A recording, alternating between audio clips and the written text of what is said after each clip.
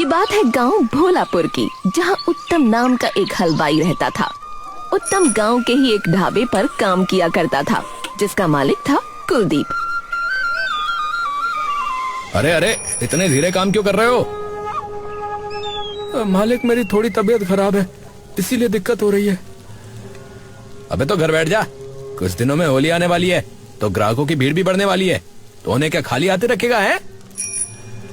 मालिक, आप आज की छुट्टी दे दो। तुझे घर पे बैठाने के पैसे नहीं दे रहा मैं। चला चला। उत्तम पूरे दिन टूटते बदन के साथ वहाँ खड़ा मिठाइयाँ बनाता रहता था और फिर वापस घर आ जाता। सुनो, मुझे पैसे दो, होली के लिए कुछ खरीदारी करनी है। हाँ पापा, मुझे भी देना, मुझे अपना कुछ सामान खरीदना है। अरे मालिक ने अभी दिए नहीं है, 2 दिन में देंगे बेटा। हे भगवान, एक काम होली के बाद ही ले लेना। हाँ में हाँ मिलाना आता है बस तुम्हें, डरपोक कहीं के। मेरे सारे दोस्त होली खेलेंगे, बस मैं घर बैठूंगा। अरे तो क्या लड़ लूं उनसे, बता है? बाहर कर देंगे मुझे वो। अरे तो इतनी मिठाइयाँ बनानी आती है तुम्हें, खुद की दुकान खोलो ना एक छोटी सी। हाँ, अगर नहीं चली तो और कंगाल हो जाएंगे हम। यूं ही डरते रहना जिंदगी भर तुम। हमारी भी सोच लिया करो पापा कभी।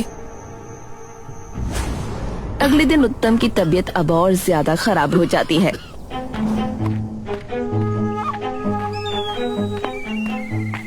अरे लगानी भी है गुजिया, थोड़ा जल्दी हाथ चला ले।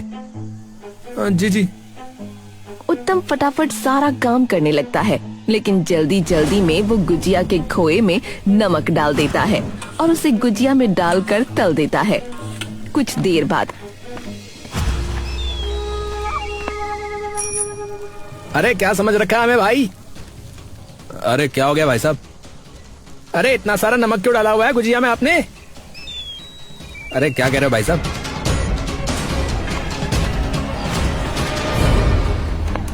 अरे ये क्या भाई है? ये गुजिया कब से नमकीन होने लगे भैया?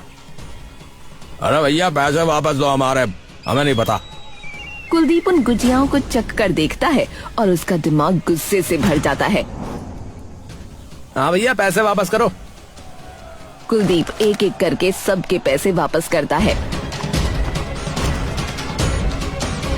अरे तुमने गुजिया में शक्कर की जगह नमक डाला है, अब बर्दाश्त नहीं होते तुम मुझसे।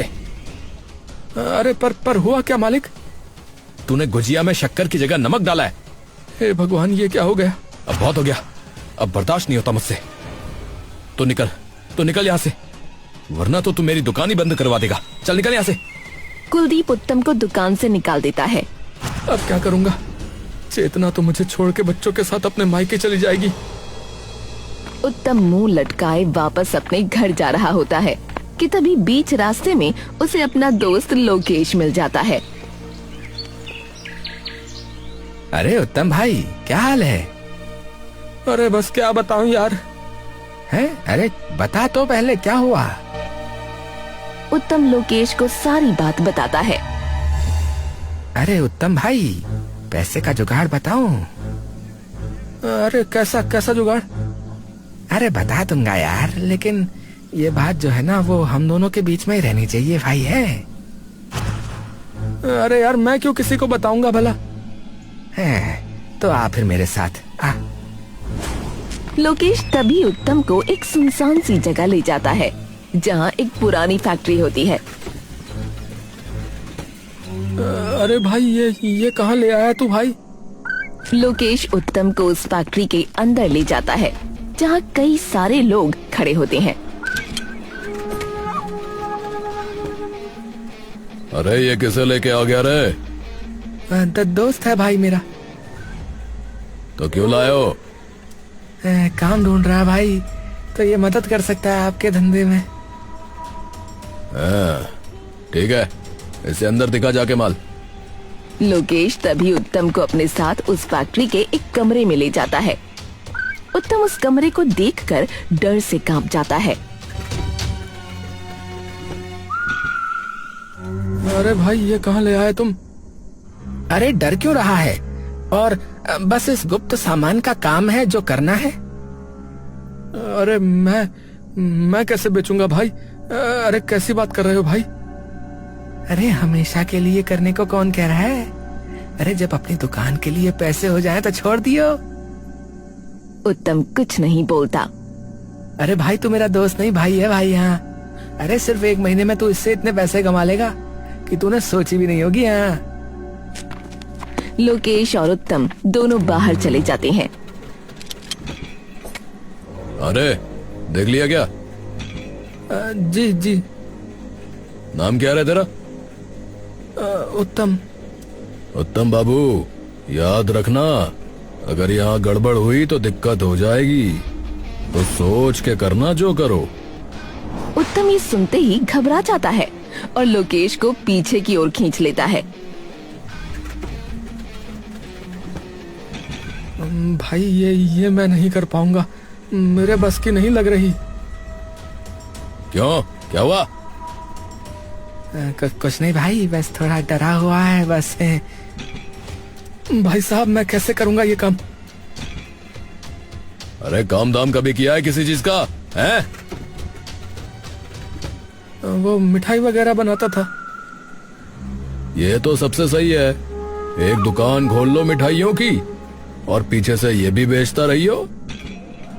बहुत लोगों दूसरे सामान के साथ मीठा खाना खूब पसंद करते हैं, और जगह मैं अपने आप दिलाऊंगा, तू हाँ बोल।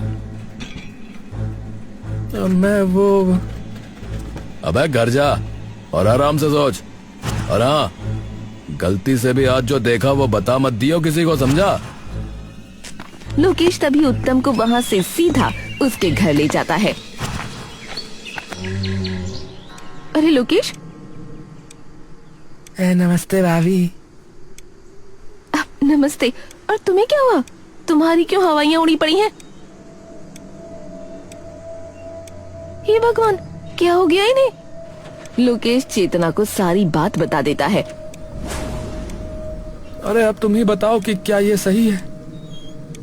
अरे तो कौन सा आपको पूरी जिंदगी करना है?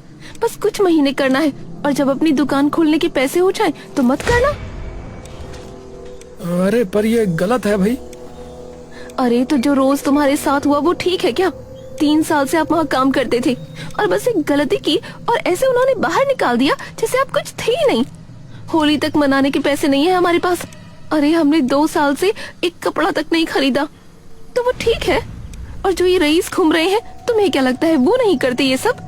अरे वो तो हम जैसे लोगों को मार के चौराहे पर भी टांग देना, उन्हें तब भी कुछ नहीं कहेंगे कोई। तो बताओ क्या वो ठीक है? कमरे में कुछ देर के लिए सन्नाटा छा गया। पर बेचेंगे कैसे? पुलिस वगैरह ने देख लिया तो? अरे तो तुम सामने से थोड़ी बेचोगे भाई, छुपा के बेचोगे। दुकान तो मिठाइयों की होगी ना। उत्तम कुछ देर के लिए चुप हो गया। ठीक है, पर दुकान? अरे वो जग्गा भाई अपने आप देख लेंगे भाई, उनके पास बहुत सारी जगह है।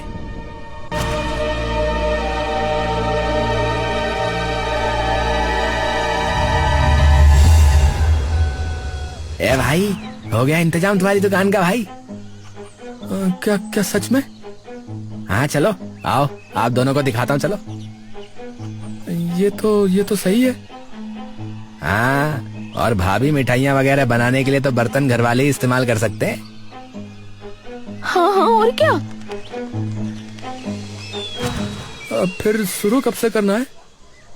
ए भाई तुम आज से ही शुरू कर दो, मैं शाम तक बाकी अपने वाला सामान भी ले आता हूँ। होली आ रही है तो गुजिया और रबड़ी जलेबी बना लेंगे। अरे ठीक है भाई, तो फिर तुम तैयारी करो, तब तक मैं दूसरा सामान भी ले आऊंगा। शाम तक दुकान पर सारा सामान अपनी अपनी जगह लग गया। हाँ भाई, मैंने सामान अंदर रख दिया है, ठीक है? ठीक है भाई, ठीक है। अगले दिन से ही वो दुकान शुरू कर देते हैं और कुछ देर में बल्लू नाम का एक इंसान वहाँ आता है। और इसे बता देना कि अंदर और सामान भी रखा है। ये बल्लू तो एक नंबर का शराबी है वैसे भी। हाँ ये तो ठीक कहा। अरे उत्तम भाई, मुबारक हो, नई दुकान कर ली है। अरे धन्यवाद भाई। चलो 2 किलो गुजिया कर देना भाई मेरे लिए। बल्लू भाई, वैसे आपके मतलब का और सामान भी रखा है? मेरे मतलब का कौन सा सामान? अरे मतलब खाने के साथ साथ पीने का भी सामान है। भाई सही बताओ भाई, सही बोल रहे भाई। कहाँ है? अरे भाई मुझे बता दो और पीछे की खिड़की से ले लो जाके। भाई ये तो बहुत बढ़िया कर लिया भाई।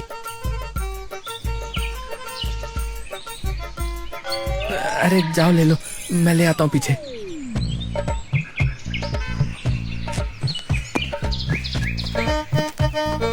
कुछ ही देर में बल्लू की गुजिया भी बनकर तैयार हो जाती है। अरे ये लो भाई।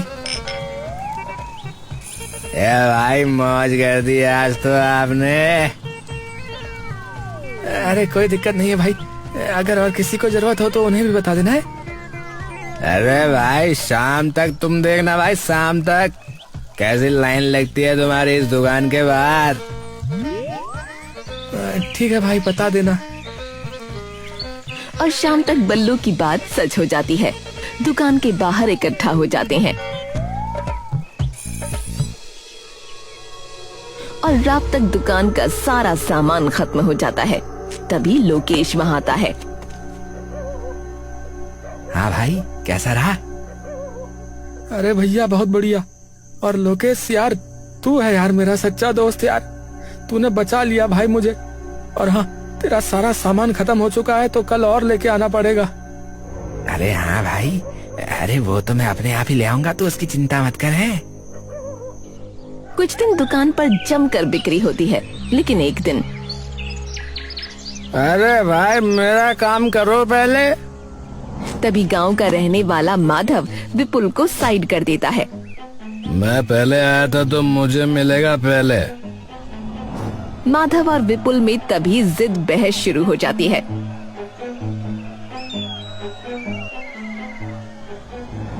अरे हे भगवान, इनका झगड़ा बढ़ गया तो पुलिस ना आ जाए कहीं इधर। उत्तम तभी दौड़कर वहां जाता है। अरे भैया रुको रुको, अरे शांत खड़े रहो।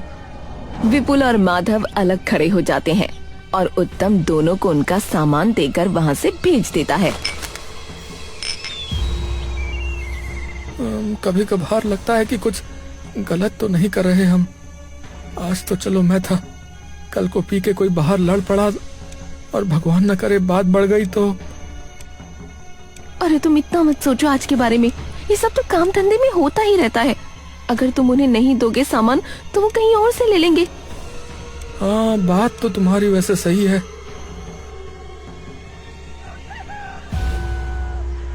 अरे भाई सुनो। हाँ भैया बताओ। अरे वो 3 बोतल कर देना जरा। उत्तम कुछ देर के लिए महेंद्र की ओर देखता रहता है। तुम तो उसके भाई हो ना, मनीष के? मेरे बेटे का दोस्त है वो। हाँ बेटा ये जो कर रहे हो ना, ये वैसे ठीक आदत नहीं है। कुछ नहीं रखा इन चीजों में। अरे वो मेरे लिए नहीं है, वो मेरे घर पे मेहमान आए ना तो उन्होंने मंगवाई है। आ जाओ जरा पीछे फिर। उत्तम उसे पीछे की खिड़की से उसका सामान दे देता है। कुछ देर तक सब सही चल रहा होता है कि तभी लोकेश दौड़ता हुआ आता है। अरे उत्तम, उत्तम।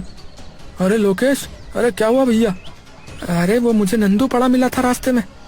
नंदू पड़ा मिला था मतलब? अरे उसके सिर पे चोट लगी हुई थी। अरे तो अभी कहाँ है वो? मैंने सबसे पहले उसे अस्पताल में भर्ती करवाया और फिर यहाँ आया हूँ। उत्तम और चेतना दुकान बंद करके तुरंत अस्पताल पहुँच जाते हैं। डॉक्टर साहब ये ठीक तो है ना? हाँ हाँ ठीक है। वो तो सही हुआ कि आप लोग इसे सही वक्त पे ले आए। ये सब हुआ कैसे पर? नंदू बेटा तू ठीक तो है ना? हाँ माँ। और ये सब कैसे हुआ है? कैसे हुआ ये? वो मनीष है ना? महेंद्र और उसके दोस्त तभी उसके सामने आ जाते हैं। हाँ भाई, अपने बाबा को बोल जो काम है वो करे, ज्यादा ज्ञान ना दे लोगों को। अरे मेरे पापा के बारे में ऐसे बात क्यों कर रहे हो आप? करूंगा। मेरे पापा को कुछ मत बोलना। फिर गुस्से में आके उन्होंने ये कर दिया। मैंने कैसे ना कैसे आपके पास आने की कोशिश की, लेकिन बीच रास्ते में लोकेश काका ही मिल गए। उत्तम के मुंह से एक शब्द नहीं निकलता और वो सीधा कमरे से बाहर चला जाता है, जहां लोकेश उसका इंतजार कर रहा होता है। मैंने कहा था कि हम गलत कर रहे हैं, कहा था मैंने। हैं? देख ले अब मेरे ही अपने बच्चे पे बात आ गई। भाई लोकेश, भाई अपना सामान वापस ले जा भाई, और मना कर दे उन्हें भी कि मैं अब ये नहीं करने वाला। भाई हाथ जोड़ता हूँ। अरे भाई तू क्या बोल रहा भाई? अरे इतनी जल्दीबाजी मत कर यार।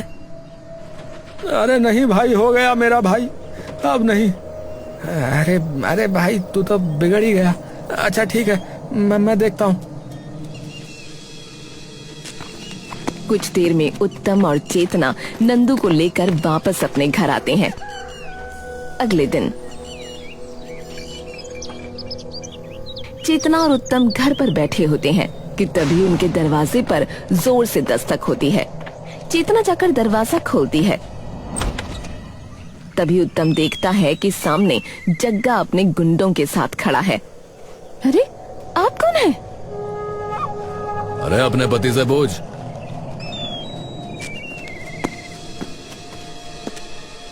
जग्गा भाई आप यहाँ? अबे मना क्यों कर रहा है काम करने के लिए? भाई मुझसे नहीं होगा ये, अब इससे लोगों की जिंदगी बर्बाद होती है। मैं नहीं कर पाऊंगा भैया। अबे चुपचाप जो कहा है ना वो कर, समझा बे? मैं पागल नहीं हूं जो तुझे दुकान दी, सामान दिया और पैसा भी दे रहा हूं, समझा? तो जब तक तू उस दुकान का कर्ज नहीं उतारता ना अब, तब तक करता रहे, नहीं तो अगली बार तेरे बीवी बच्चे सभी को अपने लोगों के साथ वापस चला जाता है। हे भगवान, अब क्या करेंगे? अरे मैं अब इस पाप में भागीदारी नहीं करने वाला। तुम सही कहती थी, जिंदगी भर डर के रहा हूँ, पर अब बस अब हिम्मत दिखाने की बारी है। हाँ, पर करोगे क्या? वही जो पहले कर देना चाहिए था। उत्तम अब बिना डरे सीधा थाने पहुंच जाता है।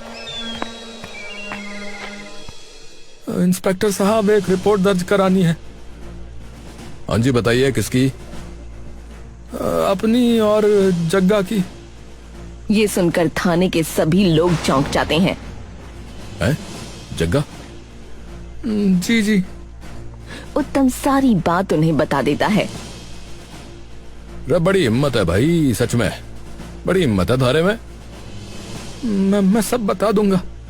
उसके बदले बस मुझे एक चीज चाहिए इंस्पेक्टर साहब। हाँ बोल, क्या कर सके हैं, बोल।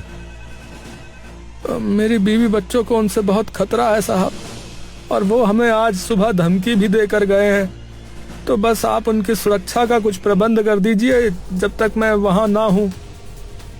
अरे चिंता मत करियो, तुमने आके खुद से कबूला है तो ज्यादा लंबी सजा नहीं होगी तुम्हें, 1-2 साल की होगी।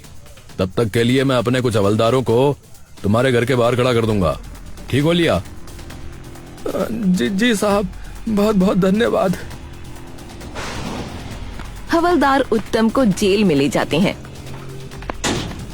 और कुछ ही दिनों में पुलिस वाले जग्गा और उसके सभी साथियों को भी अपनी हिरासत में ले लेते हैं। 1 साल बाद उत्तम को जेल से रिहा कर दिया जाता है, लेकिन पूरे गांव में अब उसकी बदनामी के चर्चे फैल जाते हैं। अरे पूरे गांव का नाम मिट्टी में मिला दिया तूने, है बे? तभी उत्तम का पुराना मालिक भी भीड़ में से बोल पड़ता है। अरे सरपंच जी, ये तो है ही लालची कहीं का, दुकान पे भी यही लक्षण थे इसके, घटिया ये घटिया। मैं तो कहता हूँ इसे और इसके बीवी बच्चों को बाहर फेंक के मारो गांव से। हाँ। उत्तम तभी गुस्से में आकर कुलदीप पर चिल्ला पड़ता है। अबे चुप, अबे तू बताएगा मुझे सही गलत? सबसे बड़ा लालची तो तू है बे, जो गधों की तरह काम कराता था हमसे, और एक छुट्टी लेने पे भी पैसे काट लेता था। हाँ, किया है, गलत किया है, माना किया है गलत, और उसी गलती की सजा भोग के भी तो आ रहा हूँ। खुद चल के गया था गलती मानने, छाती ठोक के कहता हूँ। हाँ और सरपंच, तू क्या कह रहा है रे? अरे अरे कहाँ है? मंगलू है क्या इधर कहीं भीड़ में? हाँ भाई यहीं हूँ। अरे जरा बताइयो, तेरी जमीन के साथ क्या किया हुआ है, बताइयो।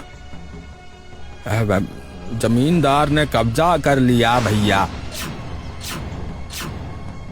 हाँ, और जब ये तेरे पास आया तब सरपंच तूने क्या किया बोल? अरे लात मार के बाहर कर दिया, लात मार के, क्योंकि तेरे मुंह में भी पैसे ठूस दिए होंगे उसने। हाँ, तुम अमीर, हम गरीबों से जो चाहे जब चाहे छीन लो, लेकिन हम चुप रहे क्योंकि इस लालची कुलदीप ने एक गलती पे बाहर निकाल दिया मुझे। हमें तो ये सोचना पड़ता है कि आज अपने बीवी बच्चों के खाने का इंतजाम कैसे करेंगे। होली में आपके घर तो पकवान बने, लेकिन हमारे घर चूल्हा भी ना जले। ये कैसे ठीक हुआ भला है? अरे ये कैसा त्योहार हुआ जहां आपके घर पे रंग उछले, लेकिन हमारे घर की दीवारें तक बेरंग हो। पर अब बस बहुत हुआ भैया, बहुत हुआ। अब गुलाल का तिलक हमारे माथे पर भी लगेगा और दिया हमारे घर पर भी जलेगा, बता रहा हूँ। ये सुनते ही गांव के सभी गरीबों के मन के भाव उमड़ पड़ते हैं और सब अमीर चुप हो जाते हैं। अरे उत्तम भैया जिंदाबाद, जिंदाबाद जिंदाबाद। अरे हमारे भैया कैसे हो? अरे उत्तम भैया जैसे हो। उत्तम भाई जिंदाबाद जिंदाबाद जिंदाबाद। और देखते ही देखते चारों ओर उत्तम के नाम के नारे गूंज उठते हैं और उत्तम मुस्कुराकर चेतना की ओर देखने लगता है। अरे पर फिर भी भाइयों मैं ये कहता हूँ कि कभी इन अमीरों जितना मत गिरना। सच्चाई का रास्ता मुश्किल है, पर बदलाव का तरीका उसी रास्ते पे मिलेगा। और हाँ, बुरा करोगे तो बाद में भोगना भी पड़ेगा भैया।